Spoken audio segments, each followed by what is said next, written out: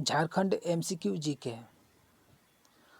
अन्य जनजातीय शासन व्यवस्था, इसमें पहला क्वेश्चन है बथुड़ी जनजाति शासन व्यवस्था के बारे में कौन सा कथन इसमें सही है?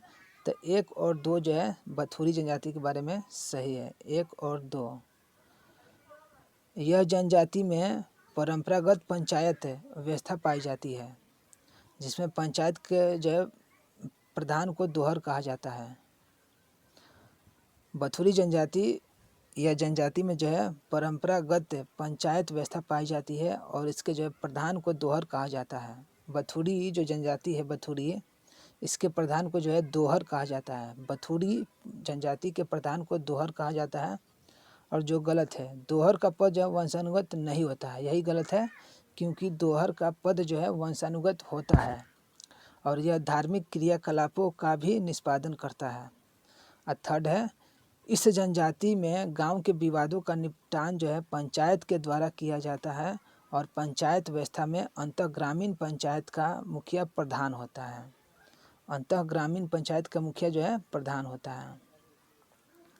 क्वेश्चन नंबर 2, असुर जनजाति शासन व्यवस्था के बारे में कौन सा कथन सही है? तो 1, 2 और 3, 4 सभी सही है।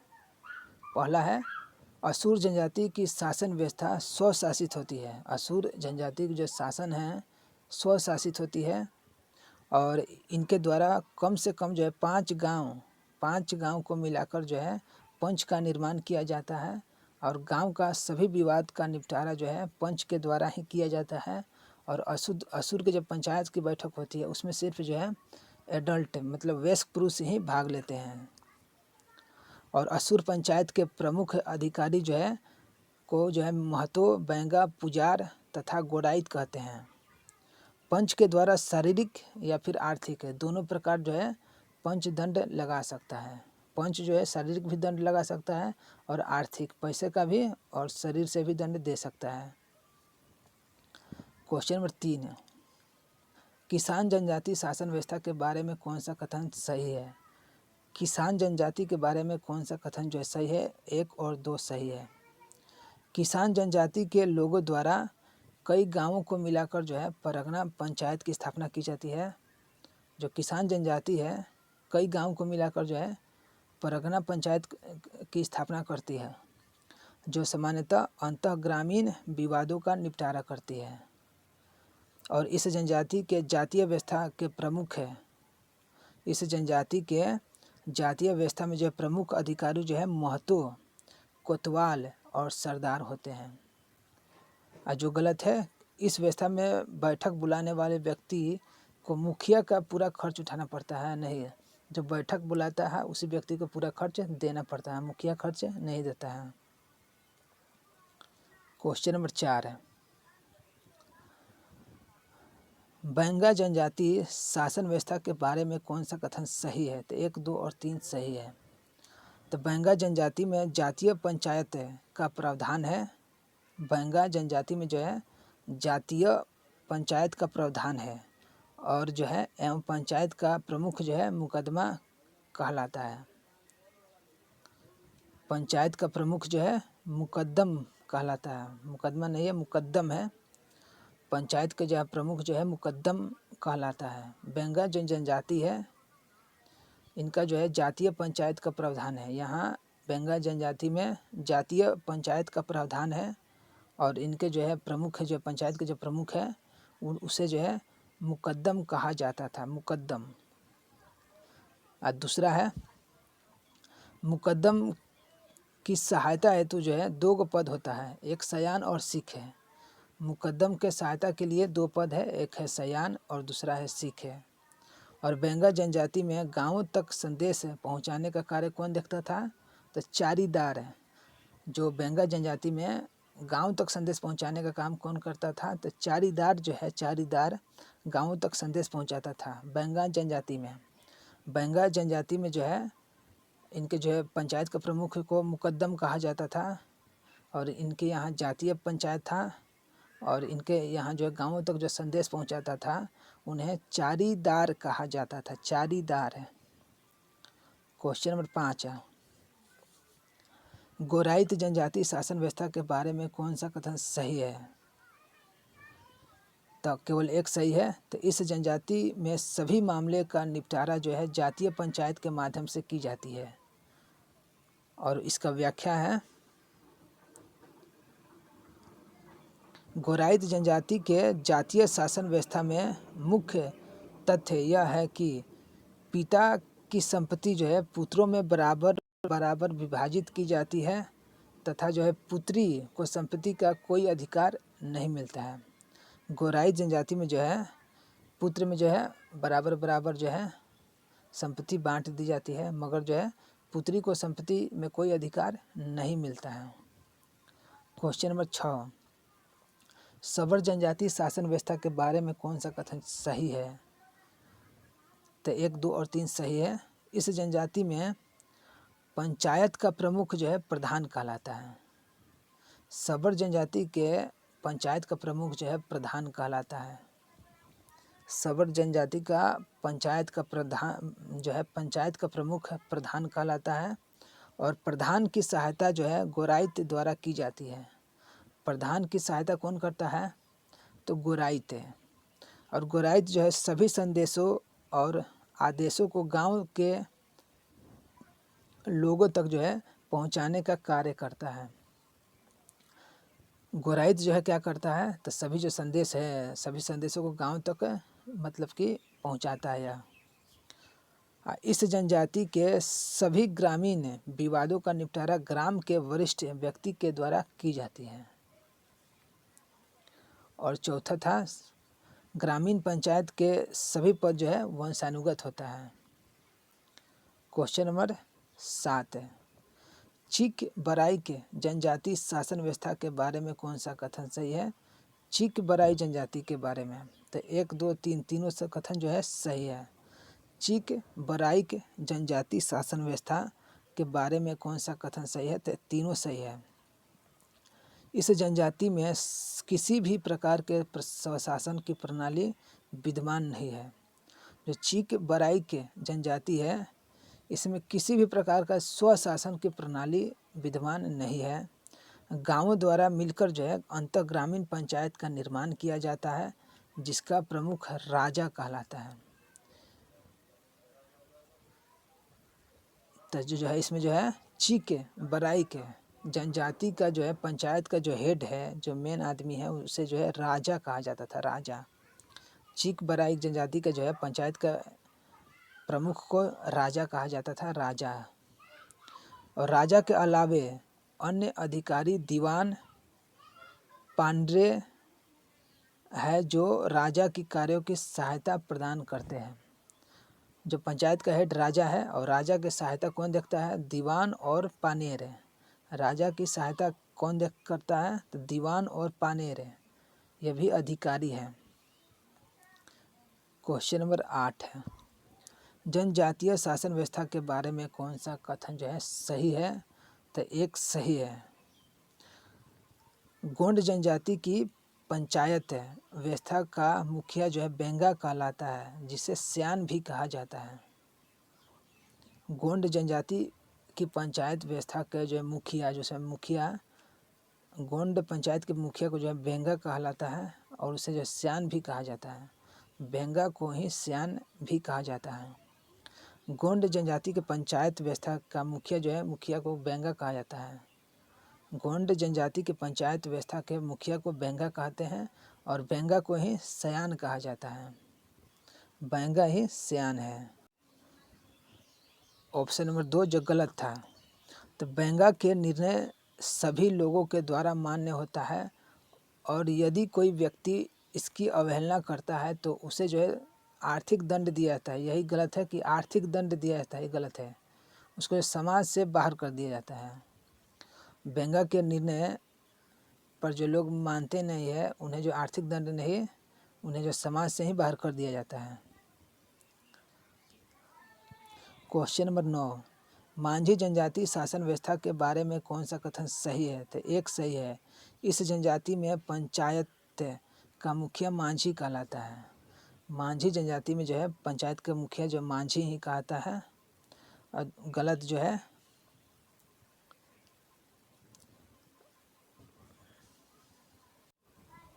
इसमें जो दूसरा गलत है कि मांझी के द्वारा ग्रामीण मामलों का निपटारा जो है किया जाता है तथा इसके द्वारा दिए गए फैसले सभी को मान्य नहीं होते हैं। यही गलत है कि सभी को मान्य नहीं होते हैं, क्योंकि सभी को मान्य होते हैं। मांझी द्वारा दिया गया फैसला सभी को मान्य होते हैं। क्वेश्चन नंबर 10 है, बेदिया जनजाति शासन व्यवस्था के बारे में कौन सा कथन सही है? तो बेदिया जनजाति के बारे में कौन सा कथन जो है इसमें सही है? तो उपयुक्त सभी कथन जो है इसमें सही है। तो बेदिया जनजाति में गांव स्तर पर निर्मित पंचायत का प्रमुख जो है प्रधान कहलाता है। बेदिया जनजाति में गांव स्तर पर निर्मित पंचायत का प्रमुख जो है प्रधान कहलाता है। बेदिया जनजाति में गांव स्तर पर निर्मित जो पंचायत है उसका जो है प्रमुख को प्रधान कहा जाता है और उसे महतो भी कहा जाता है। बेदिया जनजाति के पंचायत को जो है प्रधान कहा जाता है, पंचायत के जो है प्रधान को कहा जाता है और उसे महतो भी कहा जाता है। प्रधान और महतो भी कह सकते हैं बेदिया जनजाति के प्रमुख को। सभी ग्रामीण मामलों का निपटारा प्रधान द्वारा किया जाता है और प्रधान का सहयोगी जो है गौरोत कहलाता है। प्रधान का सहयोगी कौन है? तो गौरोत है। ऑप्शन नंबर 3, अंतःग्रामीण पंचायत के प्रधान सरकार कहलाता है। अंतःग्रामीण पंचायत का प्रधान जो है सरकार कहलाता है। बेदिया जनजाति में जो अंतःग्रामीण पंचायत है उसका प्रधान जो है सरकार कहलाता है और संपूर्ण समाज के प्रमुख को परनेत कहा जाता है। इस व्यवस्था में सभी पद जो है वंशानुगत होता है और पूरा समाज का, बेदिया जनजाति के पूरा समाज के प्रमुख को परगनेत कहा जाता है। तो पूछेगा अगर बेदिया जनजाति के पूरे समाज को प्रमुख को क्या कहते हैं? तब परगनेत कहा जाता है। बेदिया जनजाति के पूरे समाज के प्रमुख को परगनेत कहा जाता है।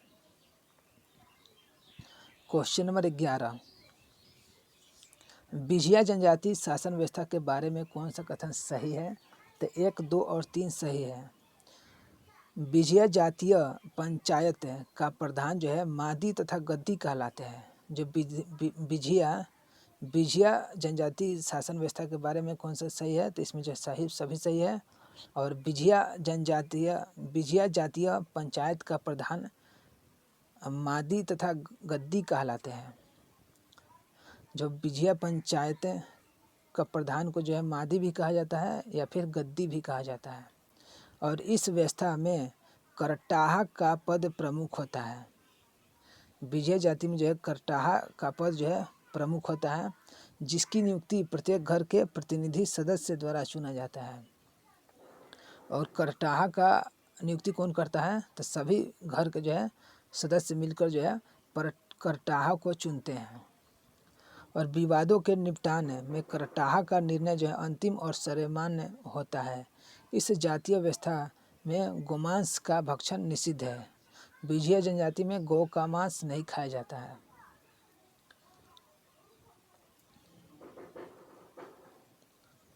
क्वेश्चन नंबर 12, बिरहोर जनजाति शासन व्यवस्था के बारे में कौन सा कथन जो है सही है? तो दोनों कथन सही है। तो बिरहोर जनजाति का सर्वोच्च संगठन टंडा है। बिरहोर जनजाति का सर्वोच्च संगठन जो है टंडा कहलाता है। बिरहोर जनजाति का सर्वोच्च संगठन है टंडा और बिरहोर जनजाति के लोग जो है शिकार समूह के रूप में बंटे होते हैं। बिरहोर जनजाति का सर्वोच्च संगठन क्या है? तो टंडा है और बिरहोर जनजाति के लोग जो है शिकार समूह के रूप में बंटे होते हैं।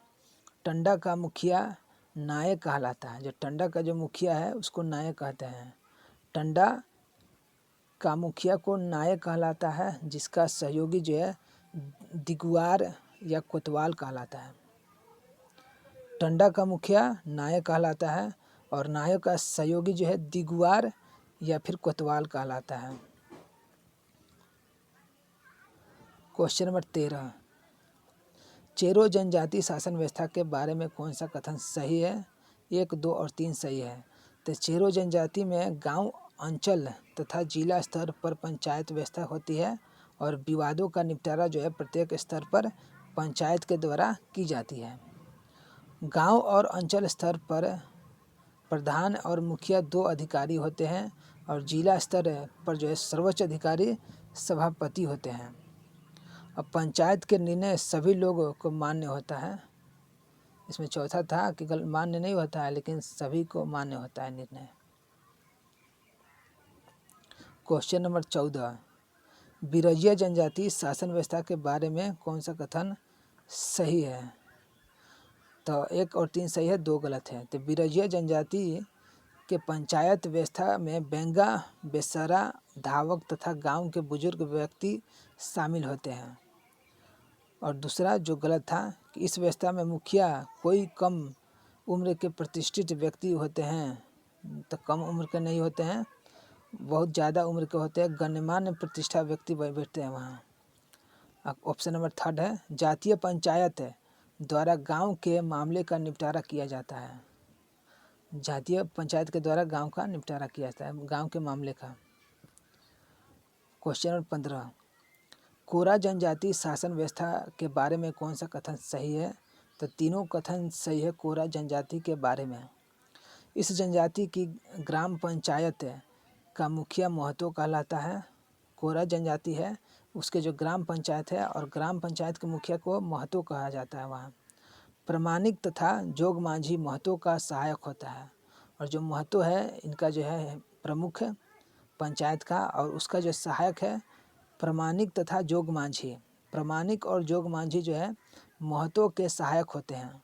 और इस जनजाति में निर्णय रीति रिवाज के अनुसार लिया जाता है। रीति रिवाज के अनुसार जो है निर्णय लिया जाता है। किस जनजाति में? तो कोरा जनजाति में। क्वेश्चन नंबर 16, करमाली जनजाति शासन व्यवस्था के बारे में कौन सा कथन सही है? तो करमाली जनजाति के बारे में सभी सही है। तो करमाली जातीय पंचायत का प्रधान जो है मलिक कहलाता है। मलिक का पद जो है वंशानुगत होता है। करमाली जातीय पंचायत का प्रधान जो है मलिक कहलाता है, और मलिक का पद जो है वंशानुगत होता है।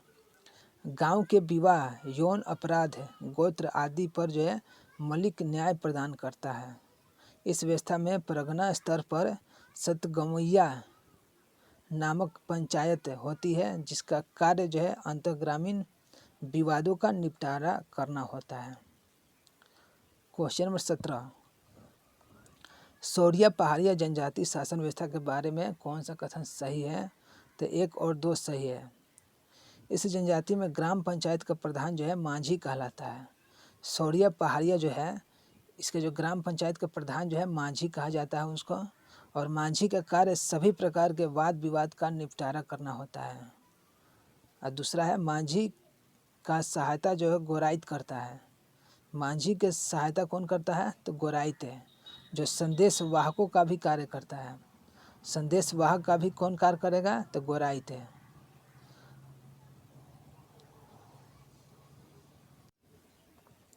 और इसमें जो गलत है 3rd वाला कि सौरिया पहाड़िया जनजाति द्वारा 20 से 25 गांव का मिलाकर बनता है, नहीं तो 15 से 20 जो है गांव मिलाकर जो है सौरिया पहाड़िया जनजाति जो है 15 से 20 गांवों को मिलाकर एक अंतर्ग्रामीण पंचायत का निर्माण किया जाता है, जिसका प्रधान जो है नायक कहलाता है।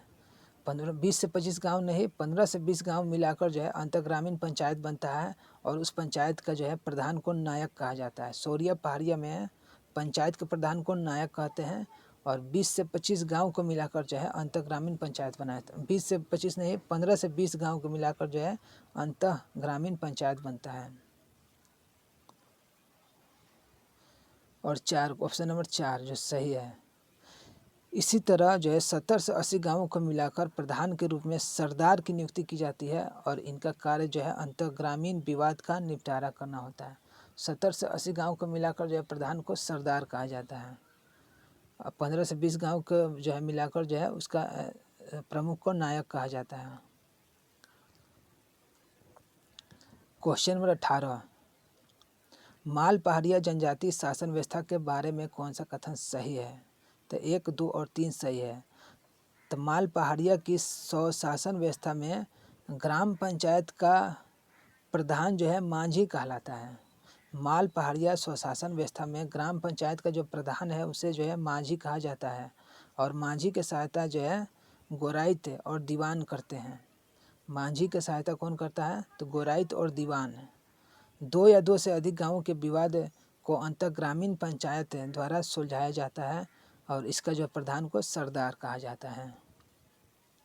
क्वेश्चन नंबर 19 है, खोंड जनजाति के शासन व्यवस्था के बारे में कौन सा कथन सही है? तो दो कथन सही है। ऑप्शन नंबर 1 गलत है, ऑप्शन नंबर 2 सही है। इस जनजाति में गांव के मुखिया को गोरिया कहा जाता है।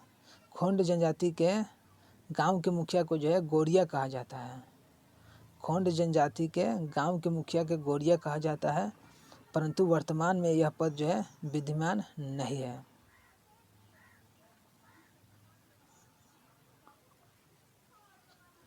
और जो गलत सही है इसमें जो एक जो गलत था और इसमें जो गलत था, खोंड जनजाति में सर्वसम्मति से सरपंच का चयन किया जाता है और सरपंच गांव का मुखिया होता है। यही गलत है, सरपंच गांव का मुखिया नहीं होता है, सरपंच जो है गांव का प्रधान होता है। सरपंच गांव का मुखिया नहीं होता है, सरपंच जो है गांव का प्रधान होता है।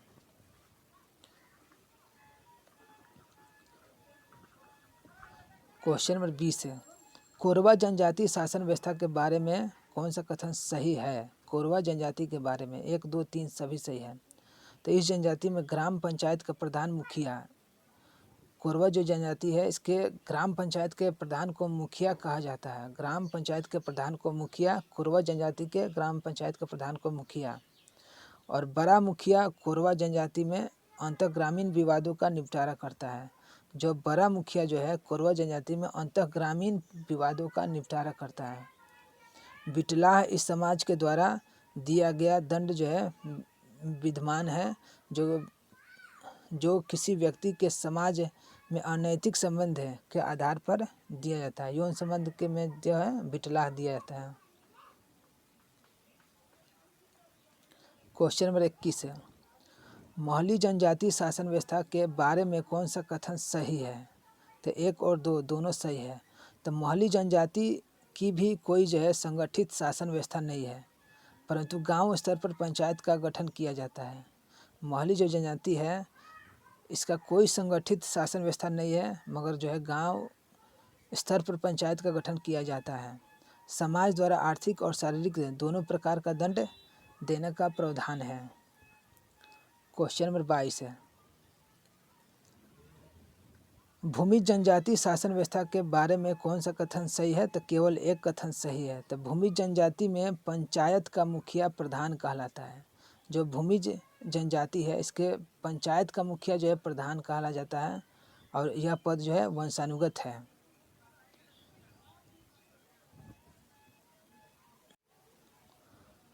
ऑप्शन नंबर 2 जो गलत था कि भूमिजों में पैतृक संपत्ति का बंटवारा भाइयों में बराबर बराबर नहीं किया जाता है, यही गलत था, क्योंकि भाइयों में बंटवारा जो है बराबर बराबर किया जाता है।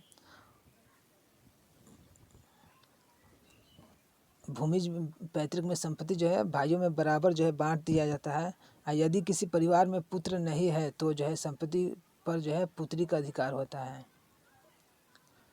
क्वेश्चन नंबर 23 है, खरवार जनजाति शासन व्यवस्था के बारे में कौन सा कथन सही है? तो सभी कथन सही है। खरवार जनजाति में जातीय पंचायत की व्यवस्था में प्रमुख को मुखिया कहा जाता है। खरवार जनजातियों में जातीय पंचायत की व्यवस्था के प्रमुख को मुखिया कहा जाता है और पंचायत में मुखिया के द्वारा सभी ग्रामीण मामलों का निपटारा किया जाता है। यदि विवाद जो है मुखिया के द्वारा जातीय पंचायत में नहीं निपटाया जाता है तो इसे जो है अंतः ग्रामीण पंचायत द्वारा निपटाया जाता है। यदि कोई व्यक्ति पंचायत का निर्णय नहीं मानता है तो उसे जो है गांव से बहिष्कृत कर दिया जाता है। क्वेश्चन नंबर 24 है, तो बंजारा जनजाति शासन व्यवस्था के बारे में कौन सा कथन सही है? तो दोनों कथन सही है। इस जनजाति में कोई व्यवस्थित स्वशासन प्रणाली नहीं पाई जाती है। बंजारा जनजाति में जो है कोई भी व्यवस्थित शासन प्रणाली नहीं पाई जाती है और गांव के समस्याओं के निवारण हेतु एक सामुदायिक परिषद का गठन किया जाता है, जिसका प्रमुख जो है नायक होता है। बंजारा जनजाति का जो है प्रमुख जो है सामुदायिक विकास का गठन करता है और उसका जो है प्रमुख को नायक कहते हैं। और नायक का चुनाव जो है बंजारा जनजाति के सदस्यों खुद से ही चुन लेते हैं। क्वेश्चन नंबर 25 है, कंवर जनजाति शासन व्यवस्था के बारे में कौन सा कथन जो है सही है? तो 2, 3, 4 सही है, एक गलत था। तो कि कंवर जनजाति, जो गलत था वह है कंवर जनजाति में जातीय पंचायत का मुखिया जो पटेल कहलाता है, यही गलत था। पटेल नहीं सयान कहलाता है। कंवर जनजाति में जातीय पंचायत का मुखिया जो है सयान कहलाता है। जो कंवर जनजाति है उसके जातीय पंचायत के मुखिया को सयान कहा जाता है। और कंवर जनजाति में ग्राम पंचायत भी होती है और इसका मुखिया पटेल या प्रधान कहलाता है। कई गांवों को मिलाकर अंचल स्तरीय पंचायत का भी गठन किया जाता है। इनका कार्य जो है विभिन्न गांवों के अंतर्गत व्यवस्था को कायम रखना होता है। कई अंचलों को मिलाकर एक केंद्रीय पंचायत का गठन किया जाता है, जो सामान्यतः सारे क्षेत्र के विवाद को सुलझाता है। क्वेश्चन नंबर 26 है, खोंड जनजाति शासन व्यवस्था के बारे में तो 1 और 2 सही है। खोंड जनजाति के बारे में दोनों सही है। तो खोंड जनजाति में सर्वसम्मति से सरपंच का चयन किया जाता है।